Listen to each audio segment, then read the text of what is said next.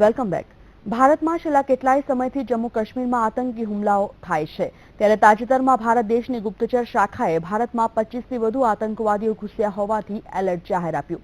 સાથે રાજ્યના ગૃહ વિભાગે રાજ્યની તમામ સરહદો પર પણ એલર્ટ આપ્યું છે. અરવલ્લી જિલ્લાના ગુજરાત અને રાજસ્થાનને જોડતી રતનપુર બોર્ડર પર પણ આતંકવાદીઓની દહેશતને લઈને પોલીસ તંત્ર દ્વારા ચુસ્ત બંદોબસ્ત ગોઠવીને વાહનોનું સઘન ચેકિંગ હાથ ધરવામાં આવ્યું.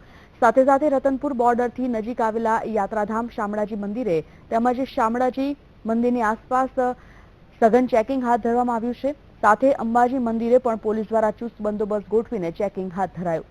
કોઈ પણ આતંકી પ્રવૃત્તિ કે બીજો કોઈ પણ અનિચ્છનીય બનાવ ન બને તેના માટે જિલ્લા પોલીસ તંત્ર દ્વારા સતર્કતા દાખવી ચાંપતો બંદોબસ્ત ગોઠવવામાં આવ્યો છે.